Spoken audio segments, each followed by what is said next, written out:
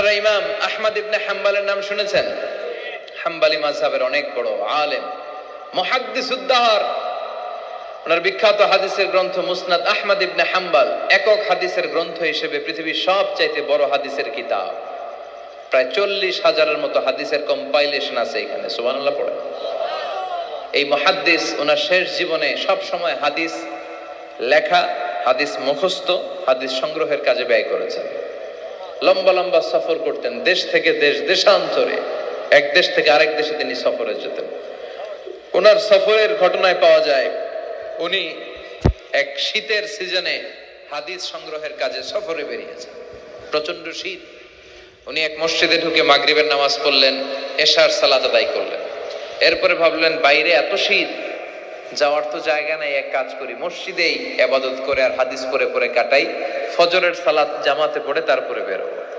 উনি ব্যাগ থেকে কাঁথা বের করে হাদিসের কিতাব নিয়ে পড়তে লাগলেন। কিন্তু মসজিদের দারোয়ান এসে বলে, উখরুজ মিনাল মসজিদ ইয়া শেখ, এই বুড়া মসজিদ থেকে বেরো। চিনে নাই উনি যে এত বড় আলেমে দ্বীন, মুহাদ্দিস, চিনতে পারে নাই। ইমাম আহমদ ইবনে হাম্বল বললেন, বাবা বাইরে শীত, আমি কই যাব? আমি মুসাফির মানুষ, আমি এই মসজিদে ফজরের সালাতও পড়ব, জামাতে পড়ে তারপরে বেরোবো, রাতটা আমারে থাকতে দাও। মসজিদের দারোয়ান বলে, না মসজিদে থাকা যাবে না, বের হন। ভালো কথায় বের না হইলে গাড় ধাক্কা দিয়ে বের করে দেন। কি আর করা, উনি ব্যাগ নিয়ে বের হয়ে গেলেন। শীতে কাঁপছেন। হাঁটতে হাঁটতে হাঁটতে হাঁটতে বাইরে দেখলেন যে একটা বাজার। ওই বাজারে এক যুবক রুটি বানায়, সাজ রুটি বিক্রেতা যুবক। তিনি রুটি বিক্রেতার কাছে যেয়ে সালাম দিলেন, আসসালামু আলাইকুম। যুবক বলে, ওয়া আলাইকুম আসসালাম। আহমদ ইবনে হাম্বল বলল, বাবা আমি তোমার রুটির দোকানের পাশে বসে রাতটা কাটাতে চাই আর তোমার এই চুলা থেকে আগুন পোহাতে চাই, যদি তুমি অনুমতি দাও। যুবক বলে, আহলান ওয়া সাহলান ওয়া মারহাবান বিক ইয়া শেখ, আসেন বসেন, কোনো সমস্যা নাই। আপনি চুলা থেকে আগুন পোহাবেন, এতে আমার ক্ষতি কি? আলহামদুলিল্লাহ পড়েন। আহমদ ইবনে হাম্বল খুশি হয়ে গেলেন। উনি বসলেন, উনি তাপ নিচ্ছেন, আগুন পোহাচ্ছেন, আর দেখতে পাচ্ছেন যুবকটা বারবার পড়ছে আস্তাগফিরুল্লাহ। যুবকটা বারবার কি পড়ছে? আস্তাগফিরুল্লাহ। রুটি বানায় আর পড়ে আস্তাগফিরুল্লাহ। রুটি চুলায় দেয়, পড়ে আস্তাগফিরুল্লাহ। কেউ রুটি কিনতে আসলে তার কাছে রুটি তুলে দেয়, পড়ে আস্তাগফিরুল্লাহ। টাকা নিয়ে ক্যাশ বক্সে ঢুকায়, আর কি পড়ে? আবার রুটি বানাতে শুরু করে, আর কি পড়ে?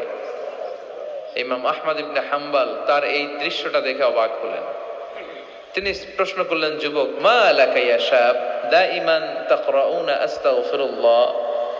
হে যুবক, কি হলো তোমার? আসার পর থেকেই দেখতেছিস তুমি খালি পড়ো আস্তাগফিরুল্লাহ, খালি পড়ো আস্তাগফিরুল্লাহ, কেন?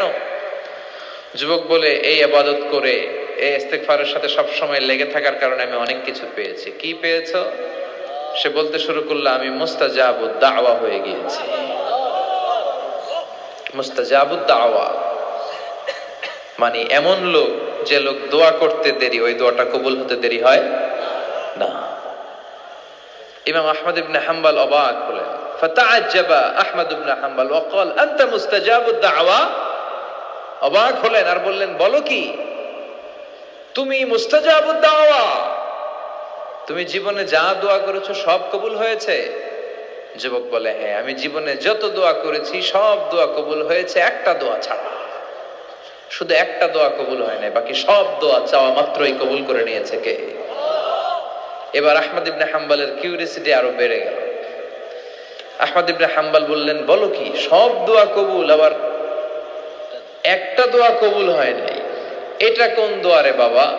এবার যুবক বলতে শুরু করলো, আমি আল্লাহর কাছে খুব চেয়েছি যে আল্লাহ, শুনেছি এই জামানার সবচেয়ে বড় মুহাদ্দিসের নাম নাকি আহমদ ইবনে হাম্বল।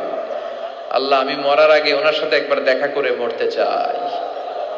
আমি ওনার হাতে হাত রেখে ওনার কাছে বায়াত হতে চাই, ওনার সাথে মুসাফা করতে চাই, আর ওনার কপালে